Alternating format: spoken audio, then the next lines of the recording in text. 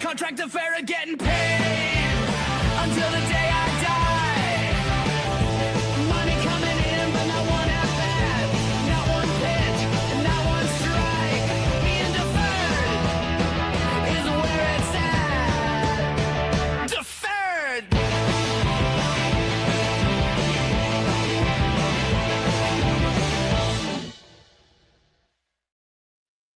Oh, goodness, of course. Why did I catch that right then? Good evening, everybody, and welcome to Podcast Name Deferred. I'm your host, Seven. With me is Ando. We have some others that should be joining us a little bit later. Sorry for not having a show last week. Kind of. I'm sorry, but I'm not sorry. Last week I was actually in Kansas City watching the Royals face off against the Red Sox. First time getting to see the Red Sox live, so it was definitely a positive experience. And Red Sox won the game. So I got to see Jarren Duran hit a home run. We had the best seats I've ever had at a professional baseball game. We were 3 rows behind the Red Sox dugout in the lower bowl. And I will say this, and I say this a lot. If you get a chance before it gets torn down and the Royals move into downtown Kansas City, go watch a game at Kauffman Stadium. This guy can tell you it is a beautiful stadium to go watch a baseball game in. The people there, even to visiting fans, like I was all decked out in Red Sox gear. And the visiting fans were fantastic. It's a great atmosphere to go watch a ball game. So if you get the chance, I highly encourage it. And I got Ando here with me, sir. How you doing tonight? You know what? I'm fantastic. Right now, it's peaceful and quiet. Why? Because there's no damn Yankees fans and no damn Dodger fans that are currently blasting the airways. It's 2 guys who love their sports team, the Boston Red Sox, and the Seattle Mariners, who they're like the Cubs, right? They're the lovable losers. I think they're the team that people either secretly root for but don't want to be chastised like me, or they completely forget that they exist. It's like the Jacksonville Jaguars of Major League Baseball. People are like, they still got baseball up in the Pacific Northwest. You're damn right we do. And I will say, to go further, I personally have never been to Kauffman Stadium inside. I did get to see Kauffman Stadium in September of 2023 when I saw the Chiefs play the Lions on Thursday Night Football to open up the NFL season. And I think it's not just the Royals, because the Chiefs did the same thing with the Lions fans there, because we were sitting by a lot of Lions fans who were at the game. I think it's just Kansas City's atmosphere and their camaraderie of being a sports team, right? You don't have the immediate market and the sports media that like the New York, the LAs, the Miamis, the Chicago have, where there's pressure to perform. And the media is going to kind of get people to hate you, or this is why they're the best team ever. Kansas City, I feel, kind of has a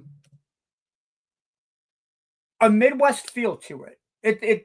There's something about Midwest, and it's not just the sports teams, but it's the hospitality. You could be on a road trip from California to New York, and when you stop in the Midwest states, the Oklahomas, the Iowas, the Nebraskas, the Kansas, there's just, we love you no matter where you are from, right? We may not like your team that you're rooting for, as evidence to the Yankees beating the holy hell out of the Royals this week. But, come on in. We're going to make you at home. You may not be a part of the family, but we'll have a plate ready for you, right? And I think You saw that when you went to Kaufman. I saw that with the Lions fans when I went to Arrowhead. Again, I was going for the Chiefs though. But I mean, that's the cool thing I love about Kansas City is they welcome the visitors in as much as they welcome their own. I think you're correct, and for me, it's I like that about the Kansas City sports culture because like I've never been one of those people that was a fan of of my local teams because like when I was in Arizona, I wasn't a D-backs fan. I wasn't a Cardinals fan. Up here, yes, have you been to other baseball games besides this one in Kansas City and Boston? Yeah, I've been to 2 or 3 other games at Kaufman. It was always Kansas City was playing somebody else, so I was there supporting the Royals. Okay, and a handful of games at Chase Field that's Phoenix, right? In Phoenix, yeah, where the D-backs play. I've actually seen the D-backs face every single one of their division opponents. For some reason, every D-backs game that I went to was a divisional game. Yeah. I've seen them play against the Dodgers, the Rockies, the Giants, and the Padres. Those are the D-backs play live. It was like that when I was stationed up in Everett, and in the military they have this group called MWR, the Morale, Welfare and Recreation. They work with, especially in bigger cities, with sports teams to get tickets at a cheaper price so that you can go and enjoy it when you're in port. And I know I went to 3 or 4 Mariners games when I was stationed in Everett between 2006 and 2008.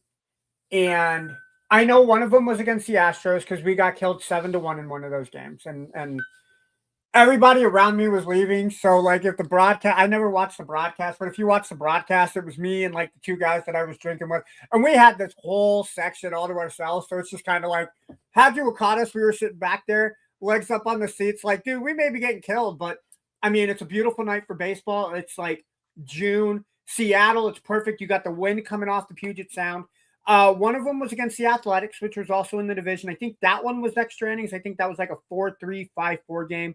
And then the third game, which was the last one that I went to, I don't even remember who we were playing. It was kind of more of I knew that this was going to be my last time getting together with the group of friends that I was with.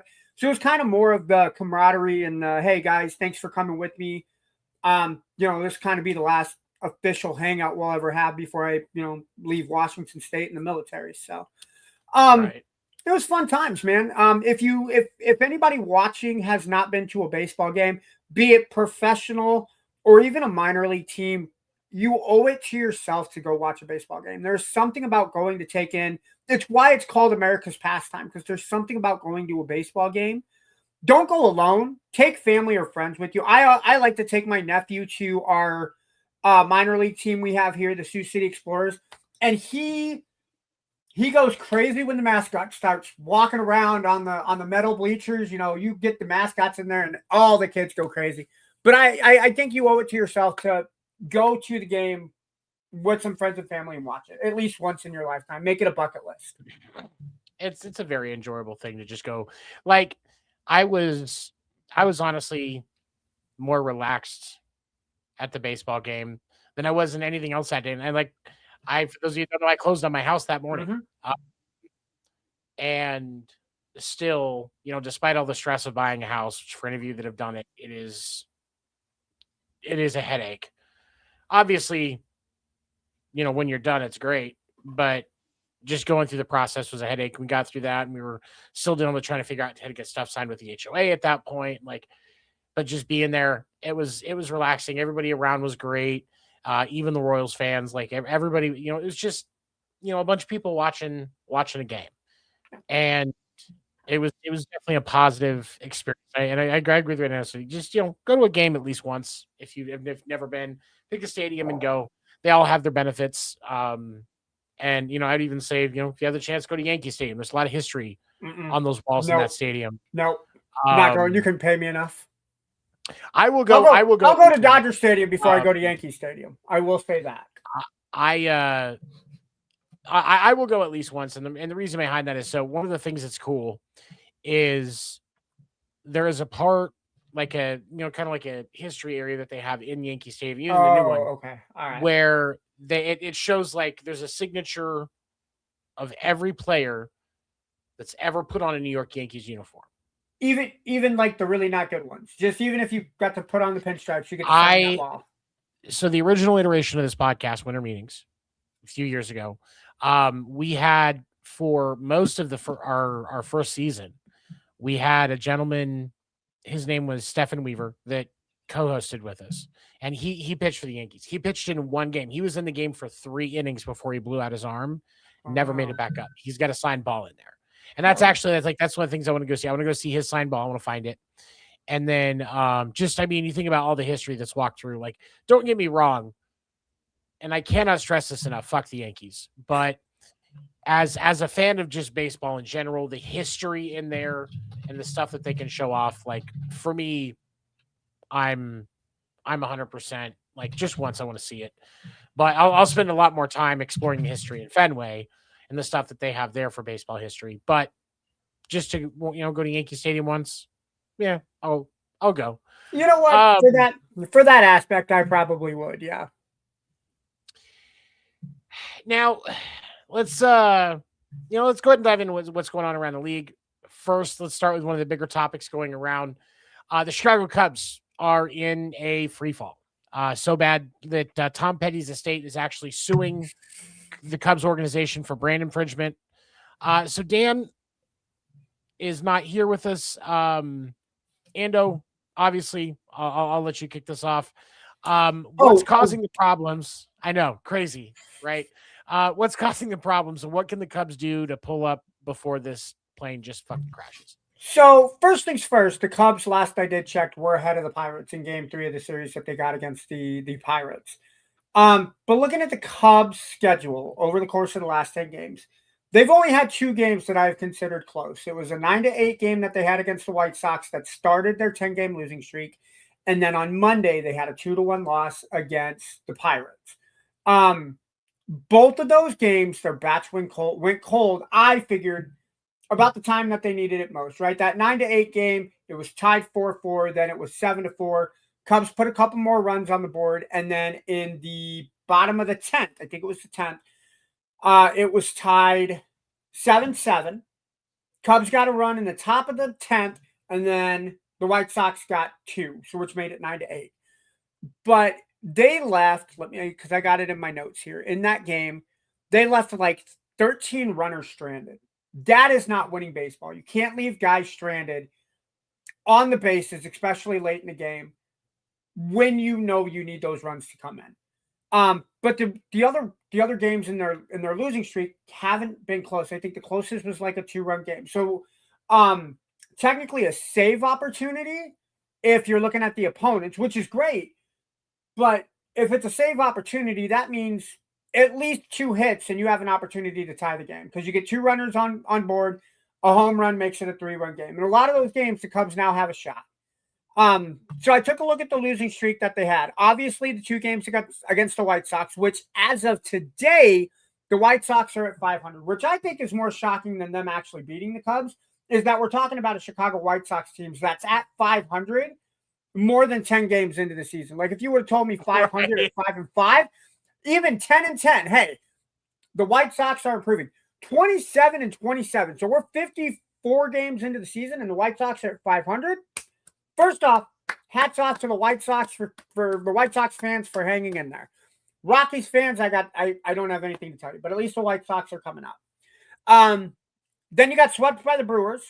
But the Brewers won their division last year, and they're still a very, very heavy team considering they're 13 games above 500 as of today. So that's good. You got swept by the Astros, which as a Mariners fans, pardon my language, but fuck the Astros. I say fuck the Astros like Seven says fuck the Yankees. But even a bad team has to win 3 games once in a while in a row. So we'll give them that. And then obviously the 2 games against the Pirates. What I'm noticing as a pattern, at least in this losing streak until they beat the Pirates today, the pitching is there's something wrong with the pitching. Either they're not locating or they're leaving them right over the middle for the batters to hit, because every game has had at least 5 hits or more during this losing streak that the Cubs have had. And their bats are just not hitting the way it is. However, to talk about this 10-game losing streak, the Cubs are still 3 games above 500. Yes, they're last place in the NL Central. Yes, every team in the NL Central is still at or above 500, because this game will determine who will be in last place, because the Cubs and the Pirates going into this game have the same record of 29 and 26.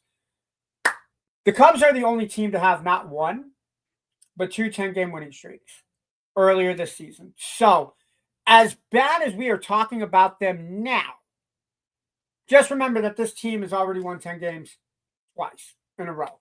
So I don't think it's anything. It is definitely a concern. And you need to tweak or fix something within that clubhouse, which obviously they did, because they beat the Pirates. They were beating the Pirates today. But I think the Cubs, if they get it fixed, I think they'll be all right. Yes, baseball, thank you. It is official. The Cubs won. Hallelujah. 10-4 against the Pirates. That losing streak is over. Yeah. And no, I'm honestly, like, I like what you said there. Like, there's, and when I was looking into it, like, there was a lot of things that I was seeing people were saying about Alex Bregman struggling, and like, I will say I agree that Dansby Swanson has been struggling, but like Bregman, when you look at his numbers, like he's hitting like 265, between 260 and 265 for the month of May. He's not like, is it struggling by his standards? Yeah, he's only had 4 strikeouts all month though. He's only had, but yeah, he's only got walked once. So like with Bregman, there's not as much of an issue, but I do think that Ian Happ and Seiya Suzuki stranding a bunch of runners on base is a big problem that the Cubs have dealt with, not just in this current slump, but in general this year. They're actually both near the top of the list and league leaders for stranding runners on base. But like for me, I think the thing that I focused on so much with the Cubs was the pitching rotation. Justin Steele, Matt Boyd, Cade Horton, they've all had injury list stints. Edward Cabrera, I think he just got added on recently. They've also been giving up a lot of home runs. Like, case in point, Shota Imanaga's last start, he gave up 3 home runs to the Astros. And, you look at all these issues with injury and home run problems. You're relying on young pitchers more. But Jordan Wicks gave up 8 runs in the 12-1 loss to the Pirates. Like and then there's also just been a lot of fielding mistakes. Like PCA's had a error bug recently. I don't know if that woman that he got in the argument with during the White Sox series just got into his head or something. Yeah. They've had those issues, and it's baffled me that they've continued to struggle. Hopefully tonight is a sign of things to come, but I haven't had a lot of expectations about the Pirates this year. Anyway, they're a better team than they were last year. Like I said, they are, but they're certainly still a last place team. So I think that the Cubs can move up, and now they hit 30 wins.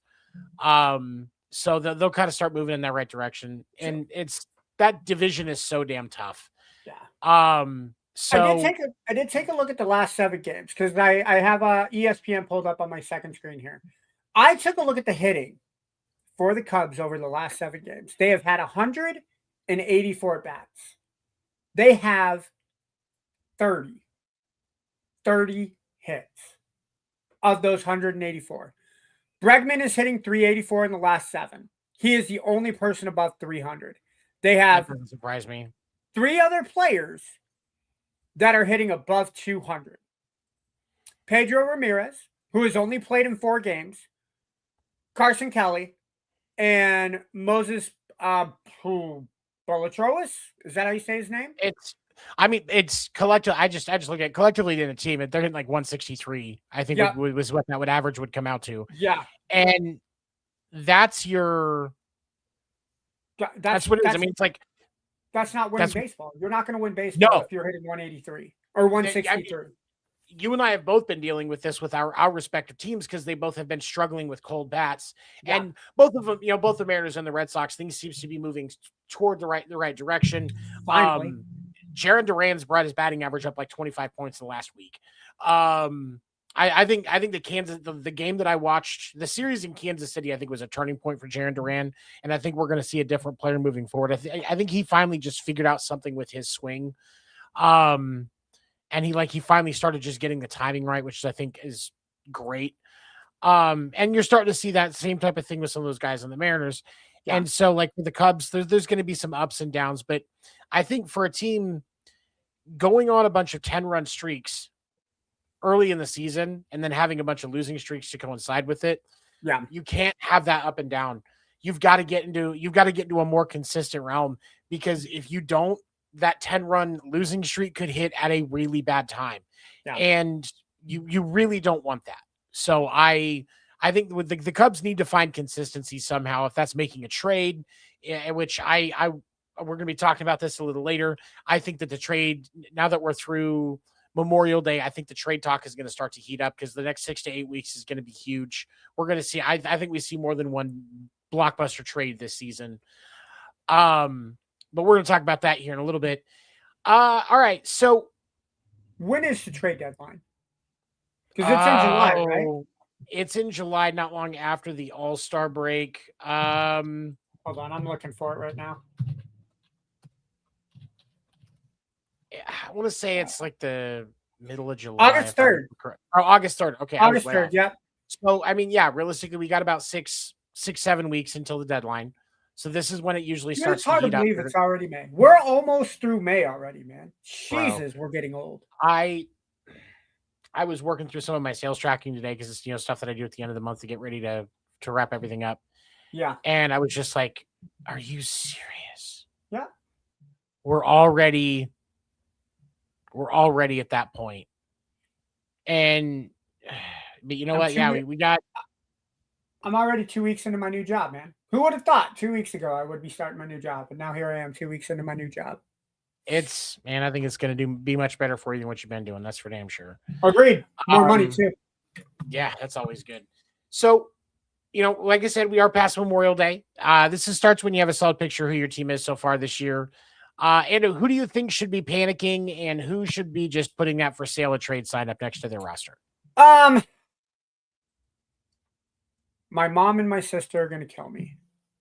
But the way the Guardians are playing right now in the AL Central, you almost have to put a panic button on the Kansas City Royals, right? They looked good against the Mariners in the series over Memorial. Well, no, because they didn't play the series before Memorial Day weekend against the Yankees. They played the Mariners.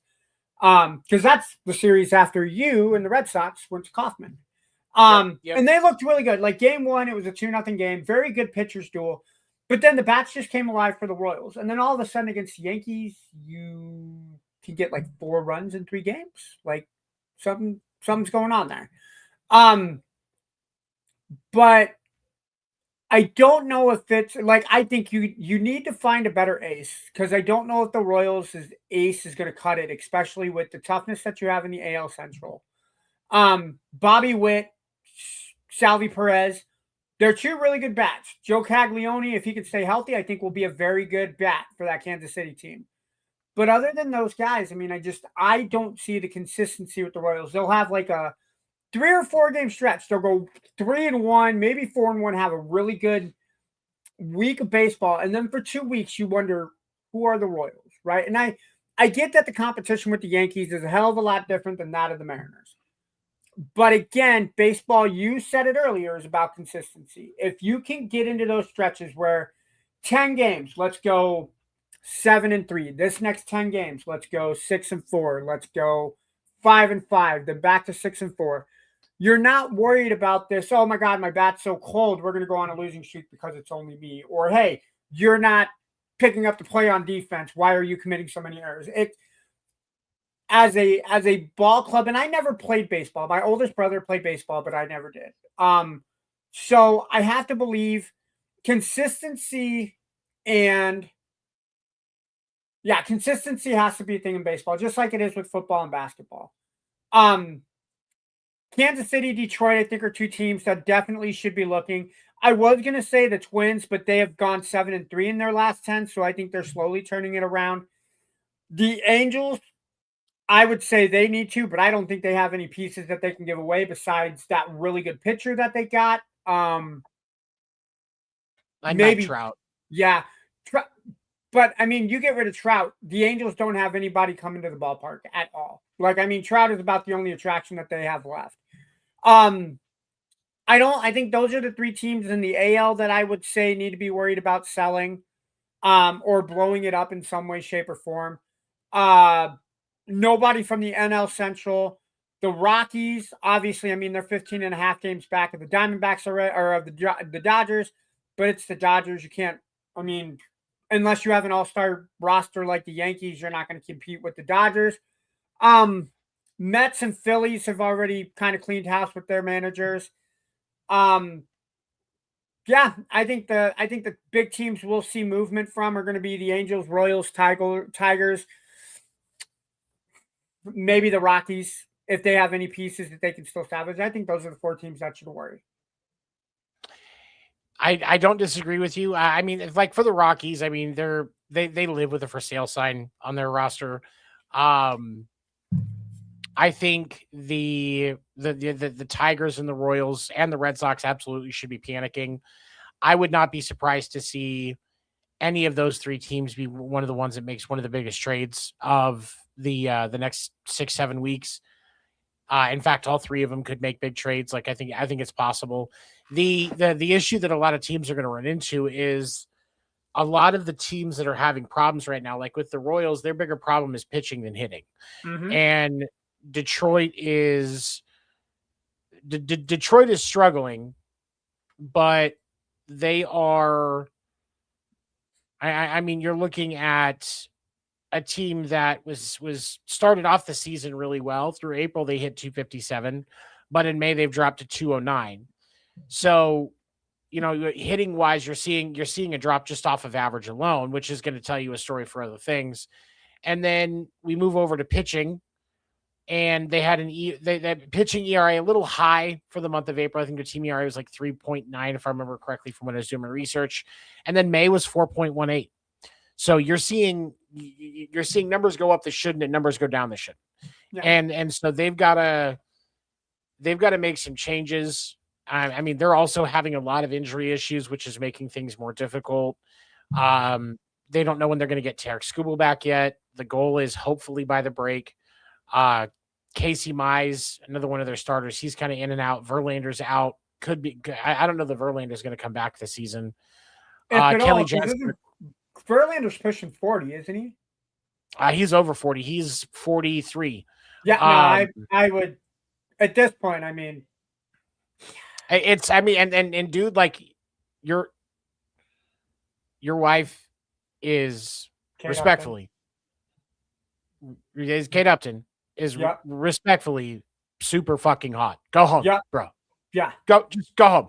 How are you making it to the ballpark, bro? Like Justin, if you ever watch this, how do you get out of bed in the morning with her laying next to you? It'd just be like if Seven had Anna Kendrick in his bed.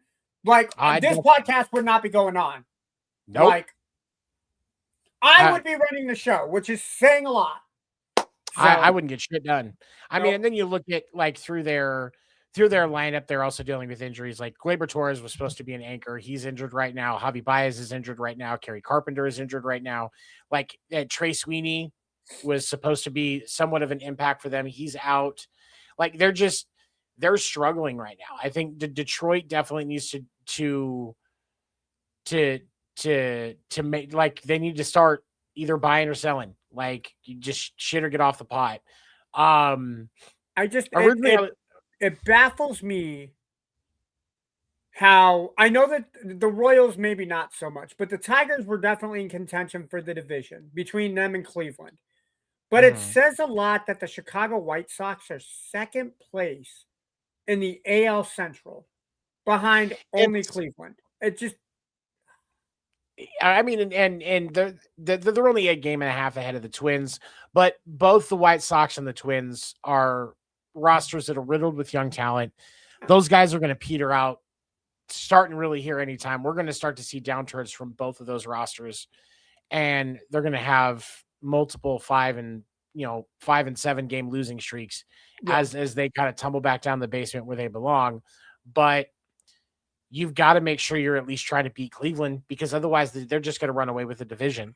Yeah. And then now, and when we look at the National League side, I think the Phillies should be panicking. And the reason why I say that is with how tight the wild card race is going to be in the National League. And it's going to be tighter than a fly's ass. Yep. You have to be aggressive now. You can't wait. You can't hope the price is going to get better. If you're going to make a push while you still have Kyle Schwarber and Bryce Harper playing at an elite level, you have to do it now. And Atlanta's not giving up that division easy. So if you do it now, maybe you can start to make a push for that, because you still got some divisional games against the Braves. They have to push. They are light years better than they were to start the season. Oh, Don Mattingly deserves an award just off of what he's done with the Phillies so far since he took over. Yeah. But the Phillies still should be panicking. They still need to be aggressive right now. They need to have that climbing out mentality until they get out of it, because you've got to get. I mean, you really shouldn't be panicking until you're less than 5 games. I would say less than 4 games behind the Braves. So you've got some work to do. Yeah. But the fact that they just swept the Padres in their 3-game series, they can put a feather in their cap for that. Especially for a team that struggled as early in the season. They could have looked at the Padres and said, hey, this is a Padres team that's fighting the best team in the NL and the Dodgers. Right? We don't have a chance. Nah, they came out swinging 3-0, 3-0, 4-3. So the Phillies are there. The Phillies are putting pieces together. They've won 4 of their last 5, and minus a 3-game skid where they lost to the Reds, and the Guardians.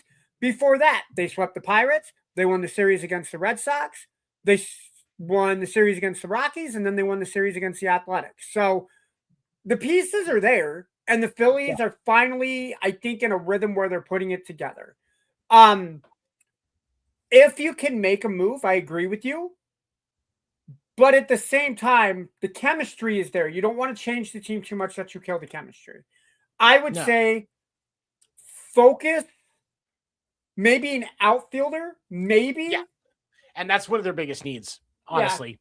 Yeah. Outfielder, I think their pitching rotation looks okay. I don't like the pitching rotation against those, like the obviously the Dodgers and the Braves. But I think if you put this Phillies team in a 7-game series against Brewers, Diamondbacks, Padres, obviously they just won the 3-game series. I feel comfortable with the team right now against those guys that they're fighting for the division. Or fighting for the wild card. I'm sorry.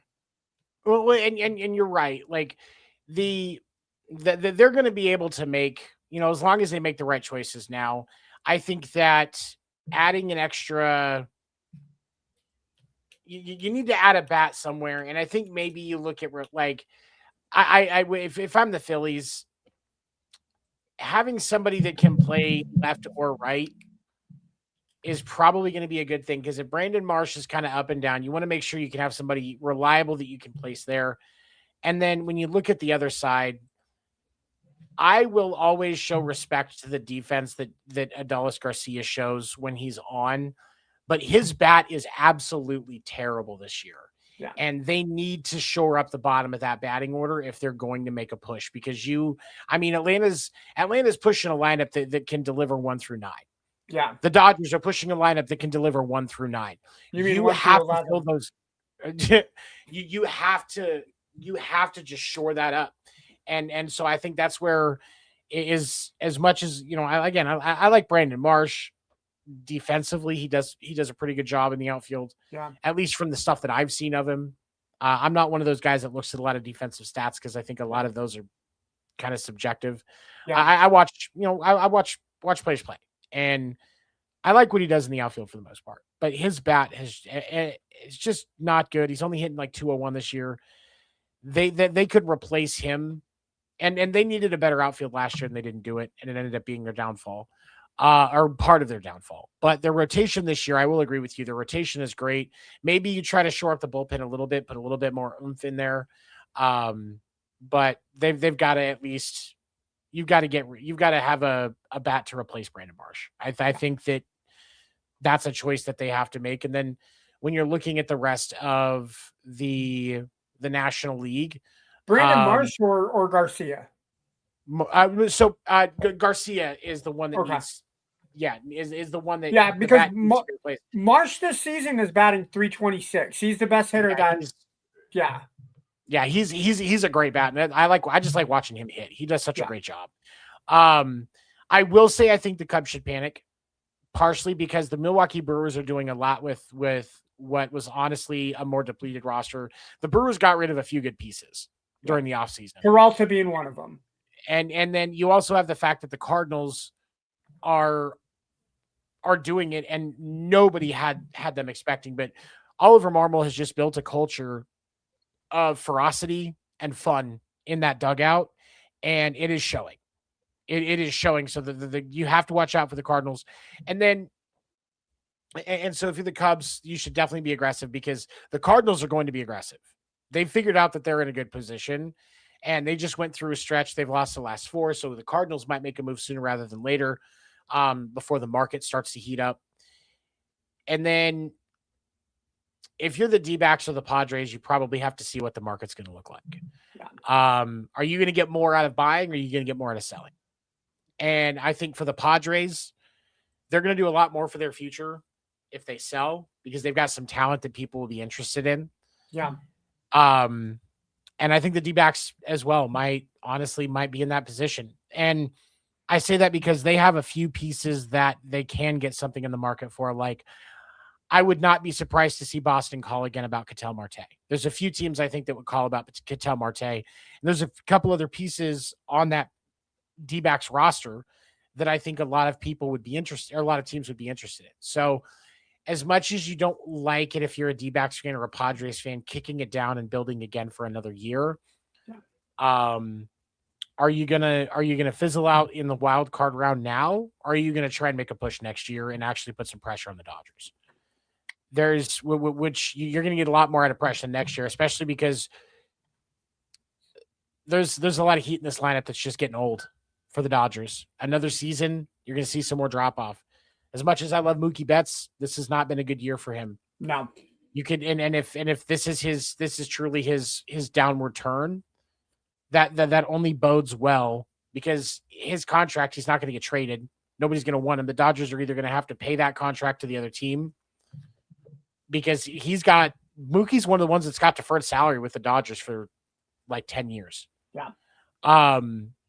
And so you're not going to trade Mookie, but there are other pieces, you're not going to have to worry about Mookie as much, but there are other pieces there that they're getting older. And some of these guys, they're a flash in the pan. They're going to drop off much quicker than the elite guys do. And so you have this perfect storm of, you are going to get more out of next year than you will out of this season if you're an NL West team. And like the Giants are already started their fire sale and their restructuring with the trade of Patrick Bailey. So for the other teams, Rockies, obviously, they're always, like I said before, there's always a for sale sign there. As far as their roster is concerned.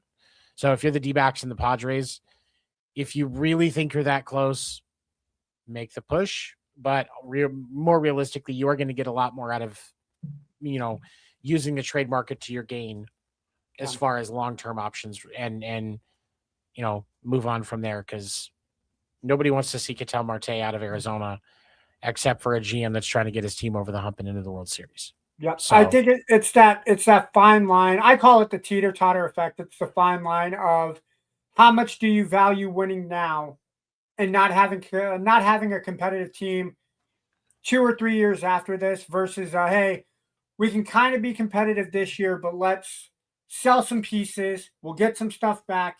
Maybe next year we'll be in. Maybe next year we'll be in mild contention or be a dark horse. We'll get those pieces to grow, and then 2, 3, 4, 5 years down the line, we have a team like that of the Yankees or the Dodgers where we're going to be competing for that 5-year window. So I think the Diamondbacks are a very unique team where they can put that. I think you're right about them. The Padres, for whatever reason, they always seem to be in contention towards the end of the year, whether they bring pieces in or not.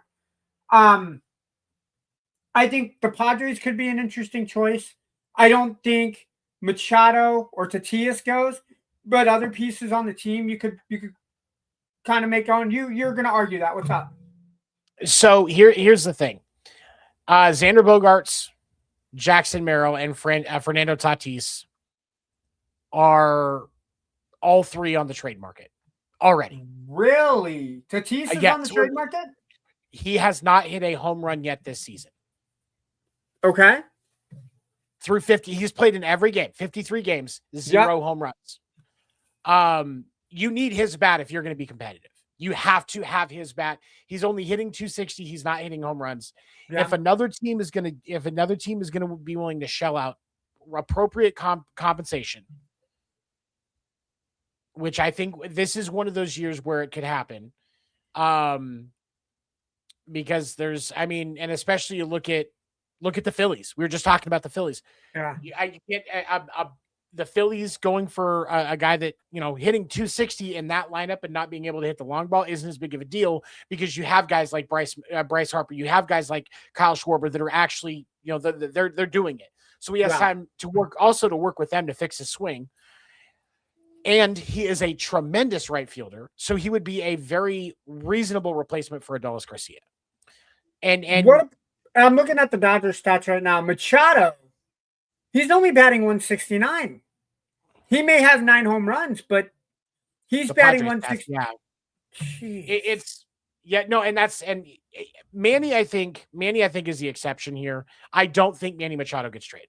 I have no reason to think that. He is the meaning that he has to that organization. I don't think they would just trade him in the middle of a season. Is it possible? Sure. It's possible for any player to get traded, as we've seen. Yeah. But I don't think Machado is one that I don't think gets traded. I think Xander Bogaerts, because of the fact that he has definitely underperformed what they paid him. He's a decent shortstop. He's decent defensively, but his bat is definitely not what you want. I would even say, Jackson Merrill, Fernando Tatis, they're both already on the trade block. Laureano, if anybody's interested in him, but that's your whole outfield. Well, right, but you could move Gavin Sheets or Nick Castellanos into those positions and be fine. Bryce Johnson, they probably want to get some stuff out of him anyway. He's not stellar at the plate is concerned, but he's okay defensively. Honestly, like if you're trading Fernando Tatis Jr. to the Phillies, you're getting Adolis Garcia back. So you're still going to have a decent outfielder. It's just going to be another outfielder that doesn't hit. And so you can maybe work with that. And, sometimes that coaching switch helps players with their swing or, fixes defensive issues. Like it just happens, it doesn't always make sense to everybody. Again, the chemistry, the change in the team could help the chemistry. It works both ways. It could hurt the chemistry or it could help the team with the chemistry. So absolutely. And then you look at they've got Ty France and he's not in the starting lineup right now. He hasn't been, but you and I both know that Ty France, it can turn it on at any moment. Yep. So that's another piece that could be moved, or they could move him into a, let's say, for example, if they were to trade Gavin Sheets because, they were trying to start clearing some stuff out, then you can move Ty France into that role. If somebody calls about Gavin Sheets, I don't think anybody would, but defensively he's not bad, but bat wise, he's not the type of guy that you trade for at the deadline, but it's possible they get a phone call.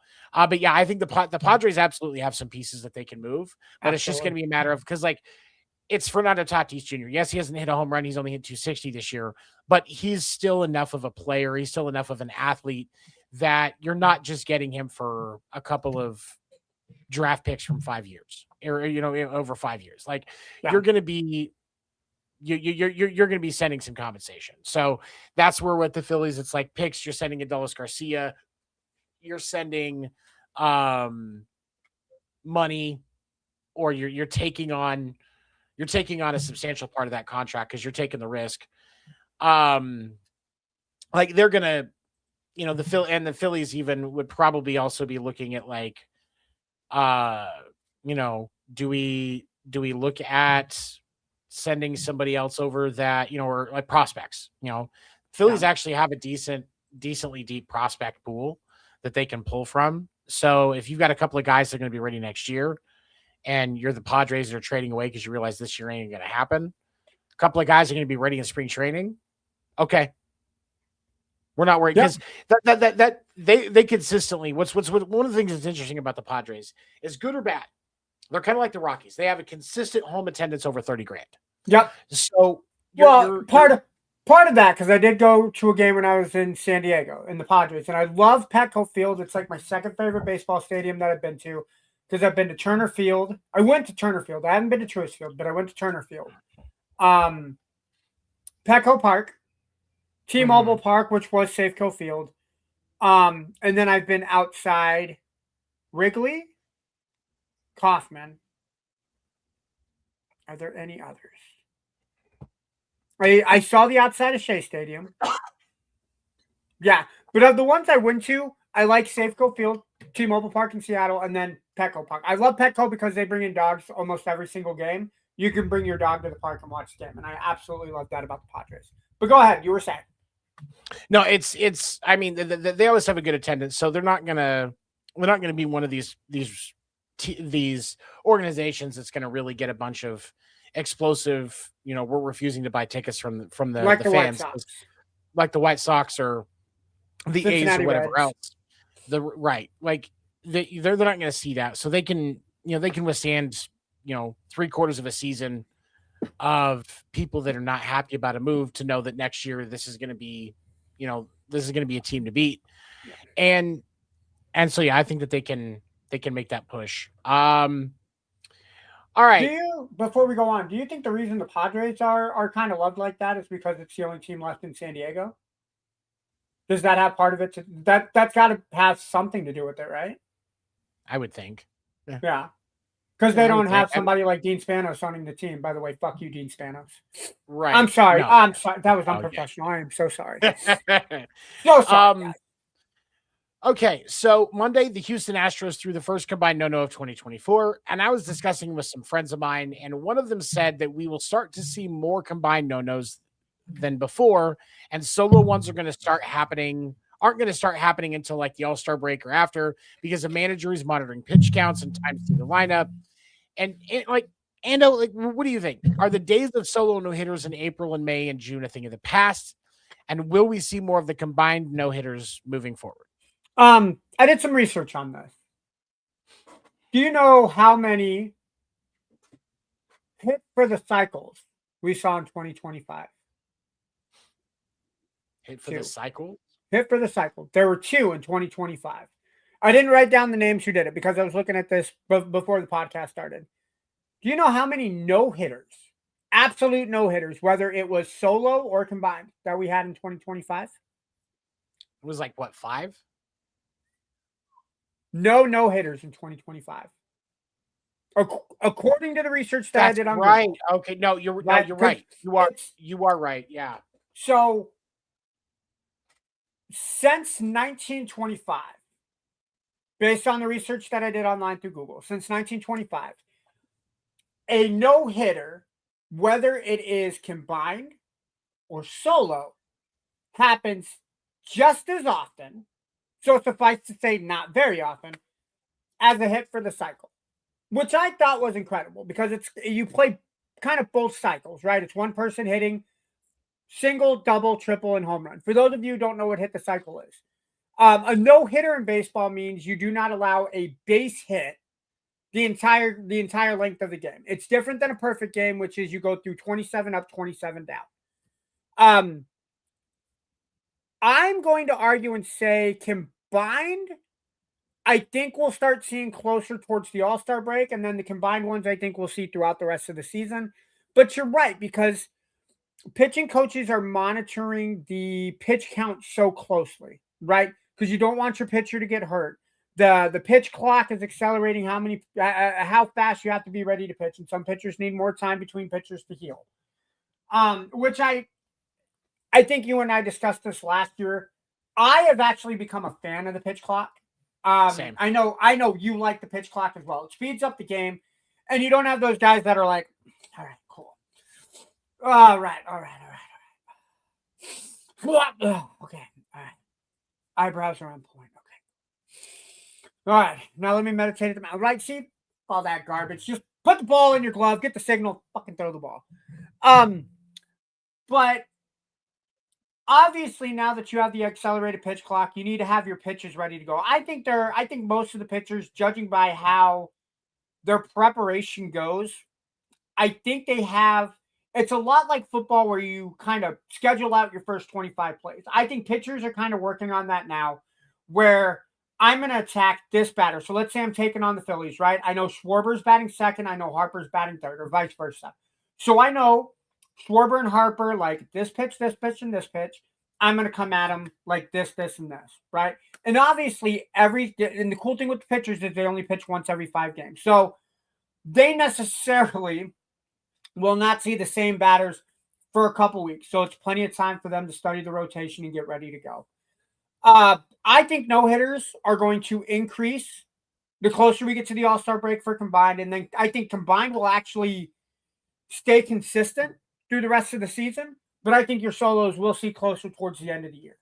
I think the last one was thrown in September, which would have been the end of the season. And I think that was the Reds got no hit by the Cubs. I think was the last one that had happened. Yeah, in 2024. Yep. I think it's unique for the game of baseball when we do get those no-hitters. By having a no-hitter, it means one team can't hit the bat. And one of the reasons I watch baseball is for people to hit the ball and get on base so that there's an opportunity to score. So it's not my cup of tea, but I can understand that it's a part of the game that people like to see. It's not something you see often when you get to actually sit and watch. Like I've watched a few no-hitters before. Let me rephrase that. As a Mariners fan, if the Astros or the Yankees get no hit by a Mariners pitcher, I am totally on board with that, like warm and fuzzy. But as a fan of baseball, you like to see, it's just like going to a basketball game or a football game.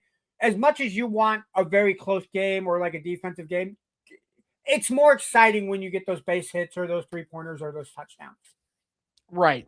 No, and I get that. Like, and I've watched a few, and I know that I look at it differently just because I used to play, I was a catcher. So when you see a no-hitter, like that's a pitcher and a catcher that are working together very, very well. Mm-hmm. And so like for me, like I have an appreciation for that, but I also understand that not all fans are going to see it that way because, the chicks dig the long ball. Like it is what it is. Like that's it's a core truth within baseball. And so when you have those games that are like that, not all fans are going to like it. And so it's you've got to just it is what it is. But also I think that there's a lot of benefits with like complete games and no hitters and stuff because your bullpen is getting a rest. Yeah. And your pitcher is getting a boost of confidence because like over the course of MLB history, there's been less than a total of 1,500 no-hitters in all of baseball history. I think it's less than 1,300, if I remember correctly. It's like I think it's right around 1,300. And just in the course of MLB history, there's only been that many no-hitters. So to be in a position, to look at that now, a season without him isn't a surprise, but if you can manage to, as a pitcher, if you can manage to do that, like that is a piece of baseball history that nobody can take away from you, regardless. You got a no-hitter. Yeah. And so like for me, I can appreciate it to that extent, but also like, I would have been a little frustrated if I went to that Royals Red Sox game and it was a no-hitter either way. Because like I was there, I wanted to see action. I wanted to see the stuff on the base paths. I have an appreciation for good fielding. Like I would have enjoyed all of those things. Like, and I did enjoy all of those things. Yeah. Like even like I watched Salvador, one of the home runs that was hit in that game because Jared Duran hit a home run in that game. It was the deciding home run. But I also watched Salvador Perez hit a home run. That guy's a beast at the plate. And then I think the other one against the Yankees too. Michael Garcia also hit a home run in that game, if I remember correctly. And so like, and I love watching it. Like you just to see that and to be able to appreciate it. Cause like one of the things people forget is you don't see a home run every game. No, It does not happen every game. Like it happened most games, but it does not happen every game. So to get to see that is really cool. But like I cannot, so I understand that the people that are like, no, I want to see action. So like I get it. As a catcher, obviously the pitcher is gonna have that feeling, right? This pitch is on point. I feel really confident throwing this. As a catcher, because you're working with that pitcher. Now I know who was it that what was the David Ross? David Ross, when he caught for the Cubs, worked with a certain pitcher. What was the pitcher that he worked with? Do we remember? It was it John Lester? I think it was Lester soundtrack because they both played in Boston, right? Yep. Yeah. So they worked. Yeah. They had experience together, and that's So, you're right. As a catcher, obviously, because again, you played baseball and I didn't. As a catcher, when you were catching for different pitchers, you got that vibe, right? Like you could kind of feel what they were throwing, so you knew what signals to get the pitcher to kind of be like, "Hey, I think the batter's doing this. Go more outside," or "This lefty is hitting it from the left side, or hitting it because you're pitching it outside. Maybe go a little bit deeper to the other side of the plate, or maybe go deeper into the ball zone because he's going to swing at those, knowing that you're going to throw that away pitch." As a catcher, you kind of caught on to that, right? Being able to kind of feel where the pitcher's going. Yeah, and that's part of the benefit of like you'll see, like if you watch a baseball game, when they do when they're doing the intros and stuff like that. Yeah. One of the things that almost always happens, it's almost always like this, is the starting catcher, when they're going through the intros, the starting catcher and the starting pitcher are in the dugout where the starting pitcher's warming up. Okay. And the reason why, like, and this was something that I was taught, and I've seen a lot, it's not always like this, obviously, but most of the time it's like this because that catcher is getting a sense of what is hitting for the pitcher, where are they missing from, where are the issues. Like if I know that when I tell my pitcher to throw a slider on the outside edge in the bottom corner of the plate, and every time I call that pitch during warmups, he's throwing it a foot outside. Yeah. Now I need to know, okay, is this guy, do I need to wait for somebody that's chasing? Do I need to just not call that pitch out there? Like you start, you get to see how the pitcher is doing. Yeah. And then it becomes definitely more of a challenge when you deal with guys that are coming out of the bullpen, because usually they were warming up in the bullpen, and when they come out, you're going to get like 5 to 10 warm-up pitches. And some of these pro guys are probably better at it than I was, but I need more than 5 to 10 pitches to see where a pitcher's going. Yeah. So those, that first few at bats after a guy comes out of the bullpen is a little more difficult for catchers that don't have a lot of experience with the pitcher that they're working with, or even just for that day, not knowing where they're hitting. Because as I'm trying to call pitches, that's like, for me, when I was working with bullpen guys, that was more often when I was sometimes looking to the dugout for help on what I should be looking at. And when I would get through that first inning, like, especially if it was going to guy, like my opener, my starter went 4 or 5 innings. So I've still got, and this next guy, he's my setup guy. So he's going to go 2. When I get done with that first inning, I'm thinking about the information that I learned about where he was going. And I'm going to talk to the bullpen catcher, whoever helped the pitcher warm up. Like, okay, what was he hitting? What was he doing? What did you see? That way, when I go back out for the next inning, I can call the game better.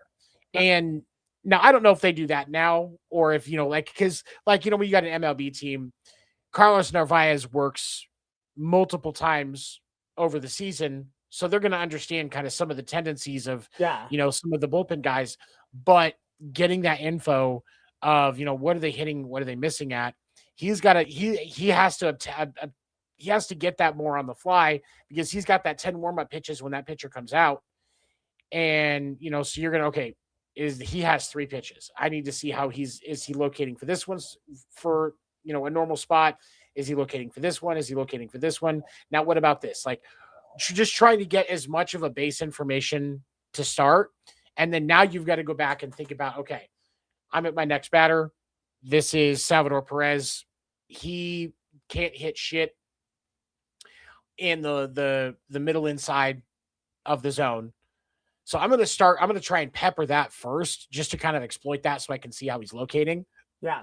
And then kind of work out from there. And so there's different things that you can do with it, but the guys at the top level, they have a much better routine than I did. And that's why they're pros. And I'm fucking talking to you here. Yeah. It's a lot of it has to do with chemistry. The way, as you were explaining it, it's a lot like your starting quarterback in the NFL, right? Patrick Mahomes has his chemistry with Rashee Rice and Tyron Thornton and Xavier Worthy, right? Patrick goes down. That's the equivalent of bringing in your bullpen guy, because now your backup quarterback has to go, okay, receivers like the balls, so Xavier likes it, cut across the corner, make sure it hits him in the numbers. Whereas Rashee Rice, he likes it down the sideline, but he wants it out in front, so I'm not hitting him in the numbers. It'd be something pretty similar to that, right? Where you got to get that chemistry on the fly. Well, I yes and no, and I think that a backup quarterback in the NFL is going to have more experience because you're not going to take a lot of reps with those guys. Yeah, but with that type of stuff, there's most of the time you're going to have, you know, if you've got a wide receiver in a streak running down the sideline, you've got to throw ahead of him anyway. Yeah, you're not throwing behind him. You're not making them stop. You want them to catch that ball in stride. Yeah, and you know if you're throwing to a guy cutting across the middle of the field, you know, Xavier Worthy's running a crossing route, you're placing that ball where it's best for him to catch it at that moment. Yeah. And what the pressure is going to be like when the ball gets to him. So I think there are some differences there that don't quite carry over, but at the same time, there are still some things that you're going to need to understand the tendencies of your receivers. But backup quarterbacks get a lot more time to work with wide receivers than, you know, on a consistent basis than a starting catcher has to do with your relievers and backups. And where they may only see them 2 or 3 times a week for 25, 30 pitches. Yeah. So there is the sample size is a hell of a lot smaller is what you're saying. Right. And especially when you get like when a reliever goes down and they call somebody up from the AAA squad. Unless those guys like have already known each other, have worked together at some way, shape, or form at some point. When he comes in that game right after he gets called up, they have no idea how to work with each other. Yeah. And so there's definitely a challenge with that. And they've got systems for how they figure that stuff out. And they're talking before the game, like Carlos Narvaez knows, okay, this is the new call-up guy. He throws a sinker, a 2-seamer, and a changeup. And he knows from those pitches, like, okay, it's a right-handed pitcher. This is how his ball should move. So you kind of just have to go off of that and see where everything's at. Like they have, you know, so they have some stuff for that. But, you know, there's some interesting challenges when you're dealing with the relay of a catcher and a pitcher. All right.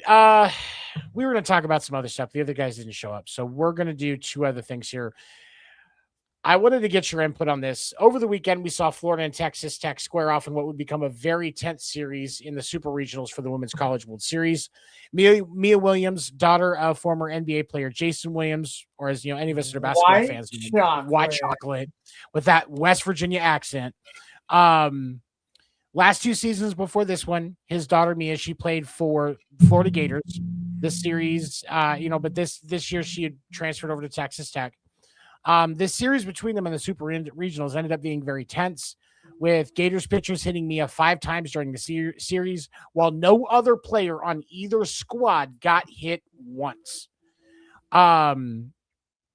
Mia responded pretty well. She hit home runs. She was hitting home runs quite a bit. She actually hit the game-winning home runs in games 1 and 3. Following game 3, the Gator softball players refused to shake hands after their defeat. During this series, there were multiple warnings from umpires. Fans were ejected. At one point, Gators fans tried to get White Chocolate ejected, and his youngest daughter was hit with objects that were allegedly thrown by Gators fans. Like this was just a battle. Did like for you, Ando, like how did this look to you? Was this a bunch of salty Florida players, or was the tension here, was it justified? So I'm going to first start off, I think, by obviously painting the obvious elephant in the room is that if you don't care about the team that you're playing, that's fine. Keep it respectful. I'm one of those people that will kind of rant and rave. Like if the other team is batting, I'll shout out some toilet paper or pork chop as they're swinging the bat, right? Something that I think will add a level of antagonizing to the game, but nothing that I feel crosses the line, right? I'm not shouting obscenities in public. I'm not using racial slurs. I'm not saying, "Hey, go kill yourself in the middle of the game," right? Right. As a fan of sports, I keep saying this over and over. There is no room for violence in sports, right? I get Florida does not like Texas Tech. I get it that you don't like Mia Williams. I get it that the team beats you and now you have a bad taste in your mouth. In no way, shape, or form should you purposely be looking to get fans removed from the game just because they're enjoying it. Right now, if White Chocolate is signing autographs and taking money from fans, sure, have a conversation. I'm sure Jason Williams is smart enough not to do shit like that, but have a conversation. And if he doesn't do it anymore, let it go. But there's no reason for you to be throwing stuff at fans. There's no reason for you to be getting somebody thrown out. There's no reason for you to attack the little sister of the person who used to play for your team. Don't, right? That goes beyond salty fans. Like that is you know you're doing something wrong. And again, Right. sports people, please fix this. Please, for the love of everything holy, fix this. Only you guys can fix this. I can't go to a game and stop you from chucking a beer onto a field because you're upset. Only you can do that. It makes the game less enjoyable for everybody else to watch. PSA, don't play stupid games. You get kicked out and then you get made to look like shit. That being said, I absolutely love that Mia took this in stride, right? She gets hit 5 times. As a player, if I'm playing stuff like that, I'm going to hold it against me. I'm going to be pissed, obviously, but she took the high road, right? I'm sure she's feeling pain. I'm sure she's taking ice baths after the game. But there is something that is absolutely gorgeous and beautiful about karma smacking you right in the face, or in this point, Mia's bat popping that ball over whatever field line it goes into, over the wall, and your team just won. Right? So Mia Williams, do not change. I know you wanna come back at him, right? But you did the right thing. Let your actions in the game be the result of everything that happened to you. And I mean, it's fucking Florida, right? When was the last time Florida was relevant in football, right? Sure, they won a couple basketball NCAA championships, right? But as Adam Sandler would say, Gator fans are honorary because they have all of those teeth to brush and no teeth for us to brush them with. I'm just fucking throwing shit out because I need a laugh. But seriously, no, it's not justified. Fucking fix it. That's all I'm going to say. I'm going to say this. From my days of playing organized sports, that handshake after the game is a very important piece for those of you that have never played organized sports. The reason behind it is because you always want to respect your opponent. Yeah. The Red Sox and the Yankees have scrapped historically during games, and still after the game, they walked out, they shook hands, they went back to the dugouts, went to the clubhouse. Like you have to, at the end of the day, you have to respect your opponent. And I take serious issue with that. I know that when I played, if we had refused to go shake hands with our opponent, we were going to be spending a lot of time on the bench after that. Yep. And because you don't want that culture in your team. No. So to the Florida coaches, I understand it was the end of the season, but you gotta find a way to hold these girls accountable for that. I understand it was a tense series, a lot of he said, she said going on with different things, but that is unacceptable. And then I will also say, for any time that Mia Williams got hit intentionally, which it's very reasonable to assume that all 5 were. Oh, I mean, dude, yeah, there was some intention to it. And in watching all of those, because I went back and watched all of them, and watching all of them, they definitely all looked intentional. But let's say, for the sake of grace, that maybe one or two of them actually weren't. It was a freak situation. That still leaves 3 or 4 times, where you intentionally put somebody in danger because they changed teams. Yeah. Professional sports is a business, and as a college athlete, you are now in professional sports because you're getting paid. Oh yeah, it's your NIL that you're getting paid for. You're getting paid to play. Yeah. That's what it is. And so for me, I take exception to that, because you are putting a bad taste in professional sports. As a catcher, I literally almost went at one of my pitchers because he intentionally hit somebody. I never called for it, and I would raise holy hell if anybody else was trying to make something like that happen. Yeah. Because that's not the right way to do it. Yeah. You want to do something about somebody pissing you off, do it on the scoreboard. Yeah. Because that's what we're here to do. The pitcher that, the pitcher accidentally hit one of our players. Okay, well, that's a guy on base. We're just going to score runs off of that. Yeah. And then you have to live with the fact that you gave us 3 points because you wanted to be a dumbass and not control your pitch. So like for me, I'm not one of those that calls for stuff like that. If you got an issue with a guy bat flipping, get him out next time. Don't allow him to hit a home Hitting run. him with the ball, hitting him with the pitch, all it does is give him the opportunity to score a fucking point on you. Yeah. Whether it's from stolen bases, maybe somebody hits a deep single and he's able to get around the base path really quick.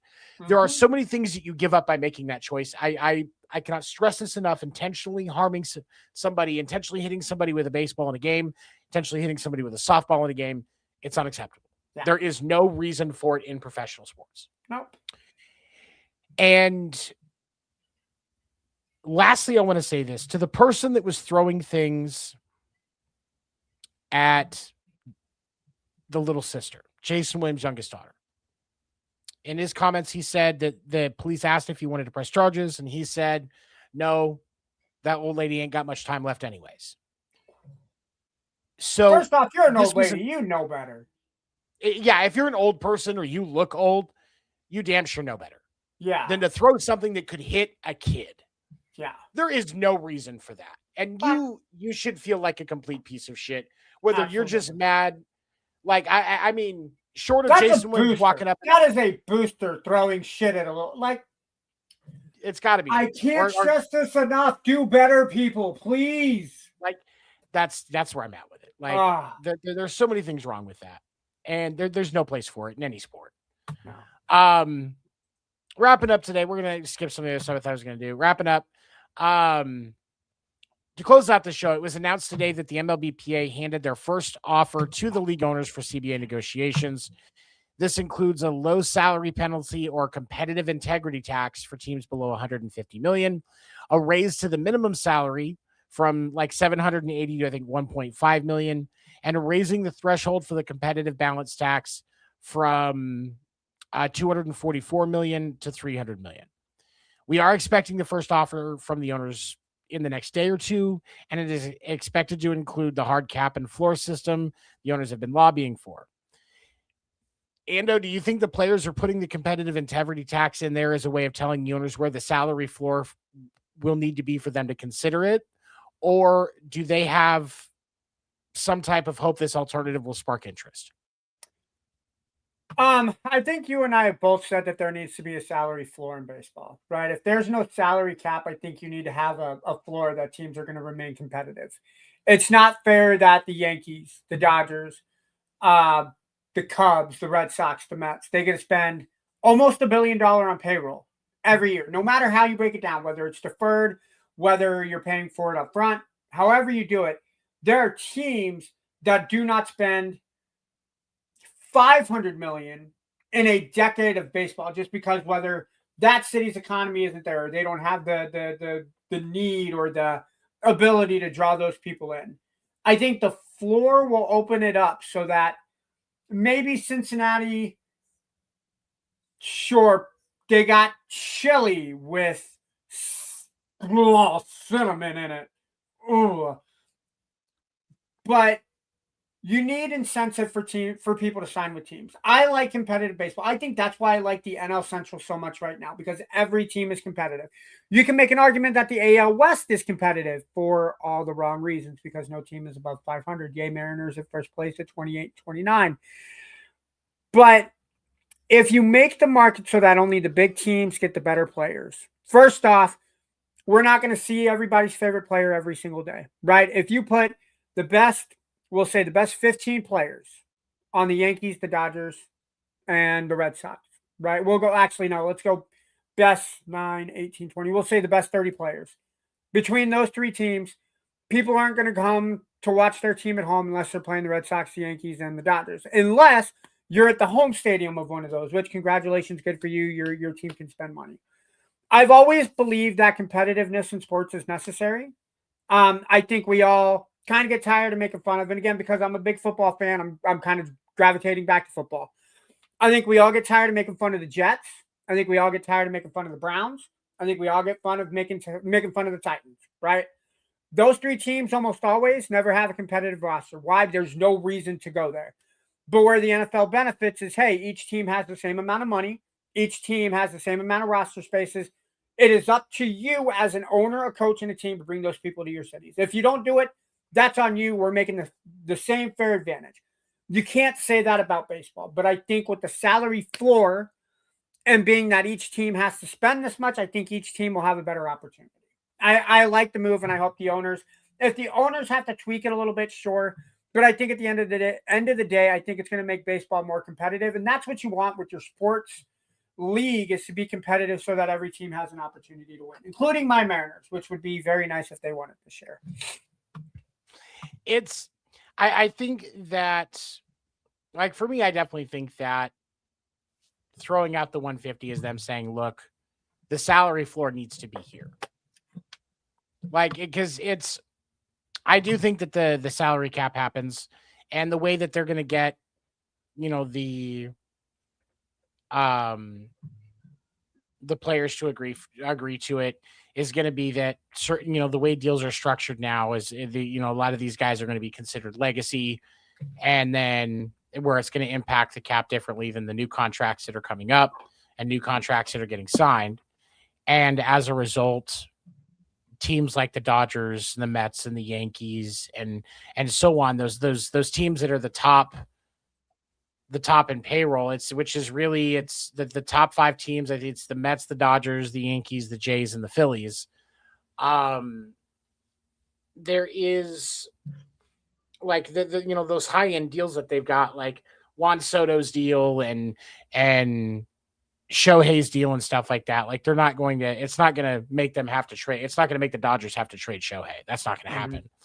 So you're going to see that's going to be where players are like, okay, well, and then as things balance, guys are still going to get paid, but who's getting paid is going to be more spread out. Yeah. And that, that's going to kind of, balance some things out. Cause I agree that when you have, because there is, I can understand the frustration with there being that much talent between, like, we'll say the Mets and the Dodgers specifically, because those are the top two payrolls. But also, they're also a very interesting snapshot of each other, because when you look at the Mets, they have the highest payroll in baseball, and they have one of the worst teams in baseball. Yep. Which again comes back to chemistry. Right. Whereas the Dodgers have the second highest payroll in baseball, when you don't count the deferred money that they're sitting on, and they are one of the best. They are one of the best teams in baseball. So there is truth in the fact that it's not just about spending money; it's about spending money effectively. Like when I've talked about the issues that I have with how the Red Sox handled the offseason, I didn't just want them to go spend money to spend money. I wanted them to spend money effectively, and and pay the price for being able to get the right pieces. And that's not what happened, unfortunately. But when you look at, and the reason that this is important, because like if the salary floor this year was at 150 million. The teams that would be facing penalties would be there would be 13 teams. Jesus, almost half the league. Almost half the league would be getting a penalty because, like, the Royals are the highest team that's not above 150, and they're at 146. The Reds are at 132. The Brewers at 128. The Rockies at 117. The Twins at 105. The Pirates at 104. The Rays, who are one of the best teams in baseball right now, at 103. Yeah. The Cardinals at 94. The A's at 93. The Nats at 93. The White Sox at 90. The Guardians at 80. And the Marlins at 78. So, and the Guardians are the best team in the AL Central right now. Right. Well, and they have a payroll of $80 million.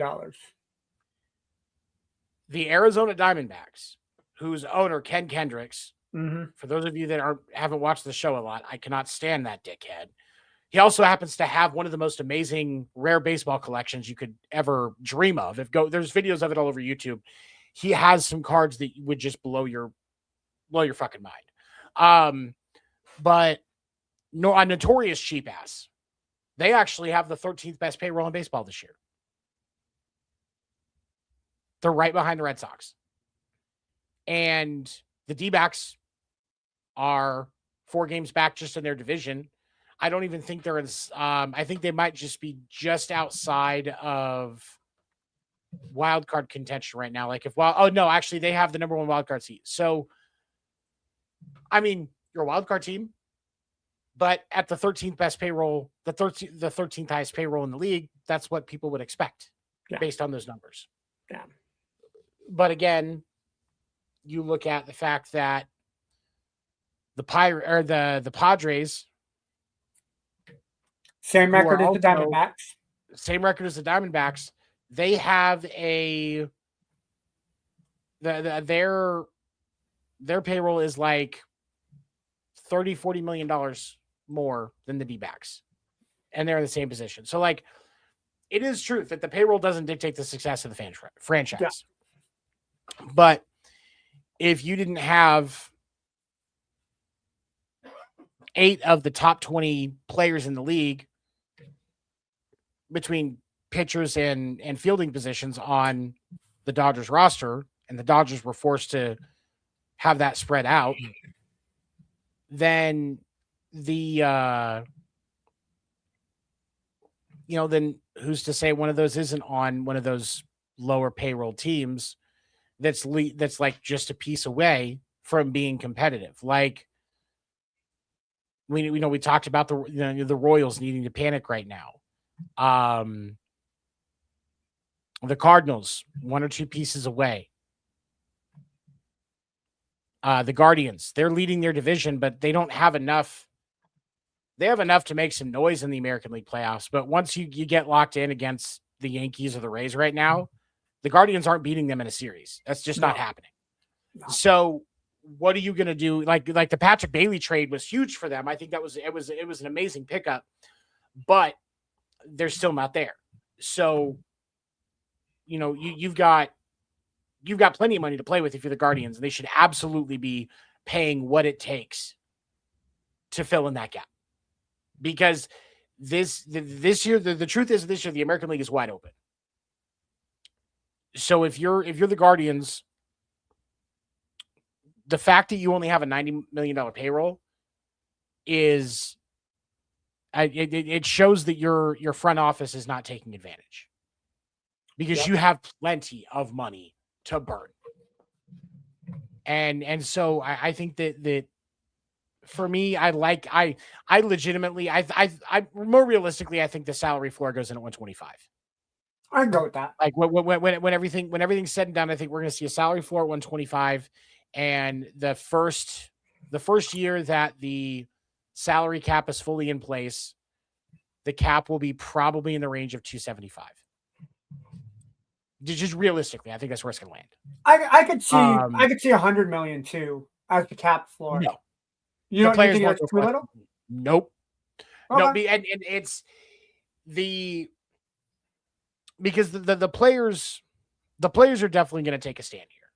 Okay. Especially because you look at the fact, like, they want the minimum salary increase from 780 to 1.5. Okay. Okay.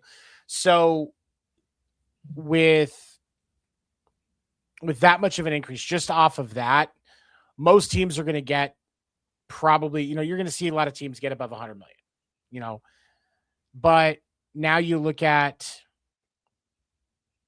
the fact that the players, with the players union, their job is to make sure that they all get paid. That's the job of the players union. They're going to want to see that money spread out a little better. And they're going to want to make sure that players are still getting paid in general. So 125 to 150 is going to be a more realistic stretch.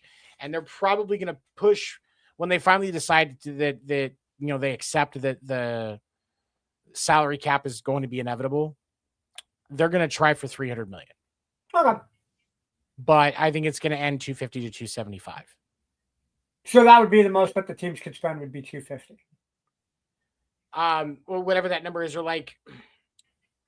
So like what you're saying is that the cap is at, let's say, 275. That means every team can only spend 275 million, and you get penalized if you spend more than that. Right, but another piece of this is going to be because part of the CBA will be agreeing to the penalties for going over.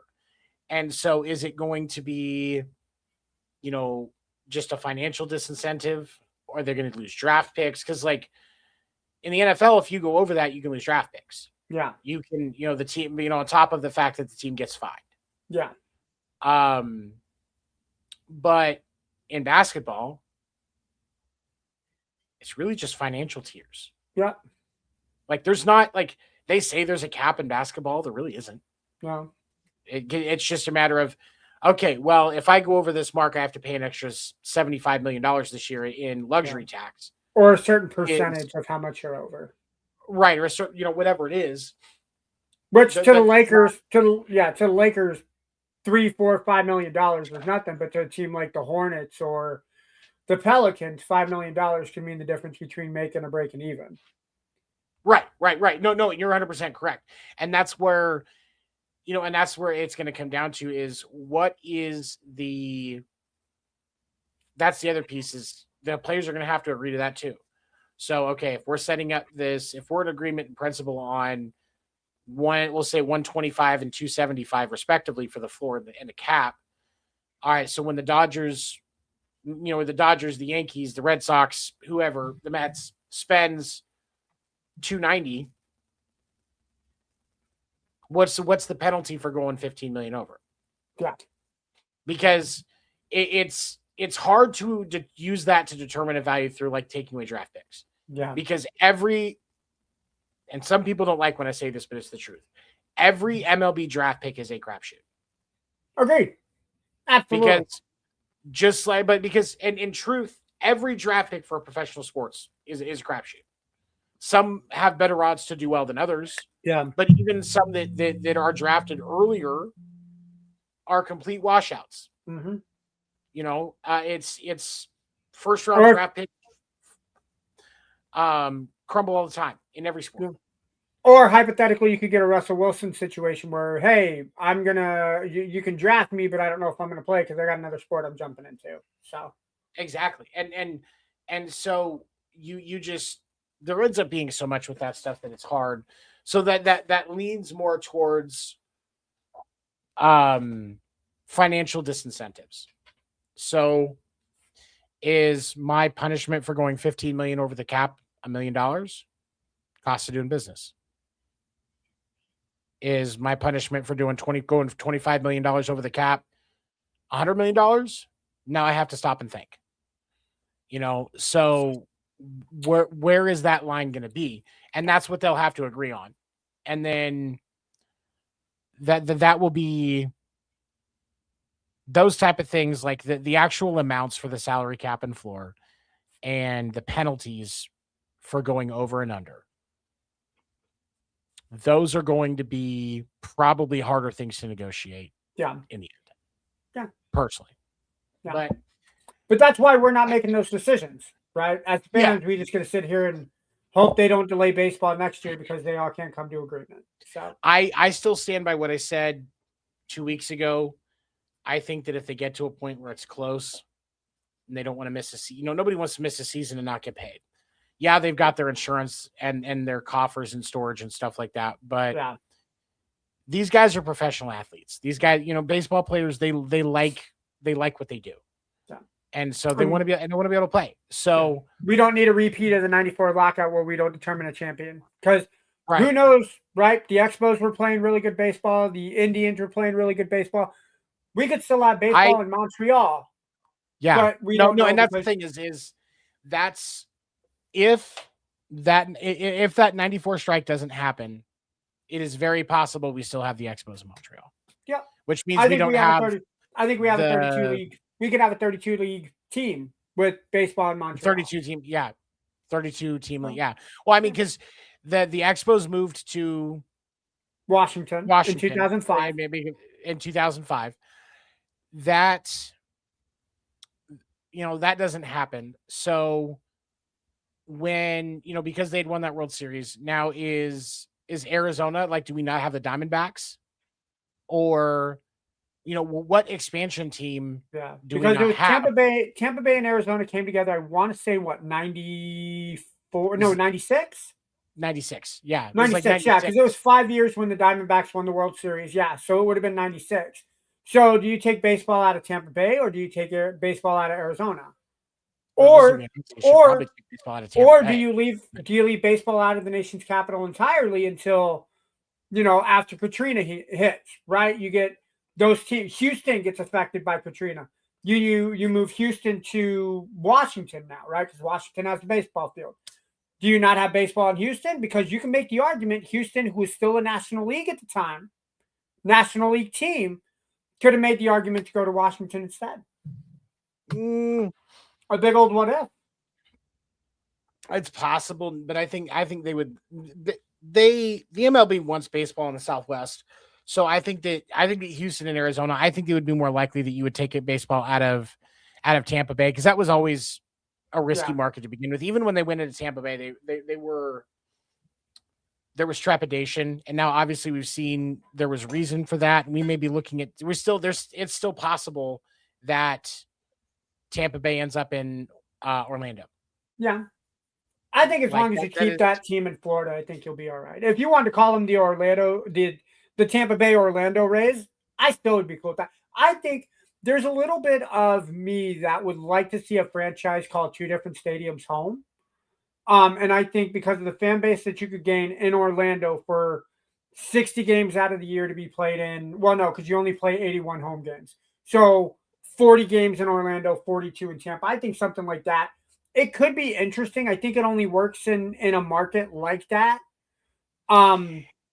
The benefit to Orlando as a market is that they are very much a tourist area. It's the same reason why MLB wants why the MLB wants baseball in Vegas, because you will have a lot of tourist dollars there.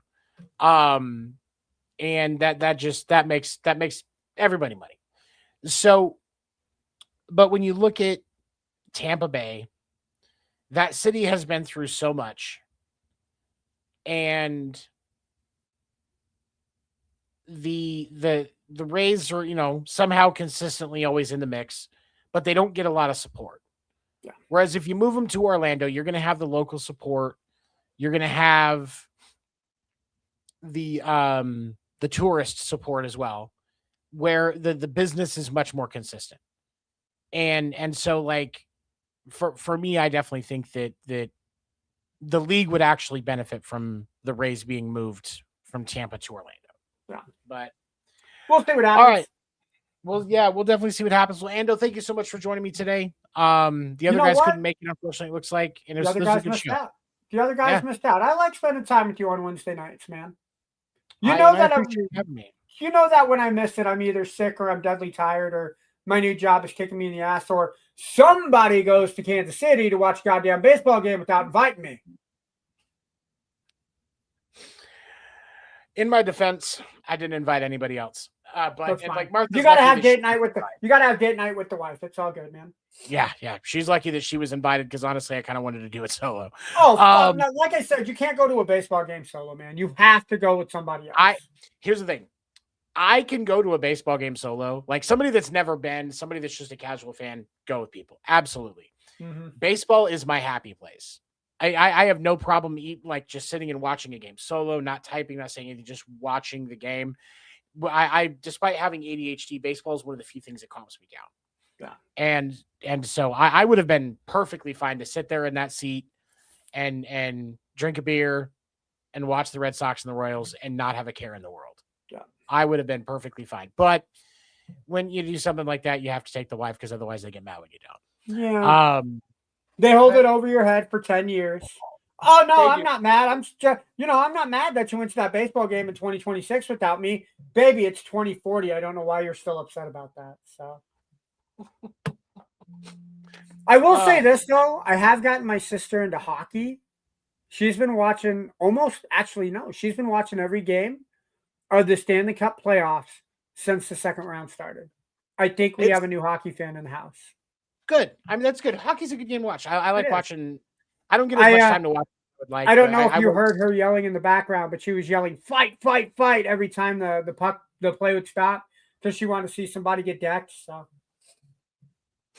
that's one of the things that is uniquely great about hockey is you can always watch somebody get punched in the mouth. Yeah, and it's just like, okay, go sit and cool off for 2 minutes, and then you can come back to the game. 5 minutes. Fighting now is a 5-minute major. Oh, 5 minutes. Okay. Yep. 5 minutes. Hey, that's more time for me to wipe up the blood. That's more time than, you know what? The 5 minutes that I'm sitting in the penalty box, still longer than the Rousey-Carino fight. Oh, no, he didn't. But it was a good show tonight, man. I had fun.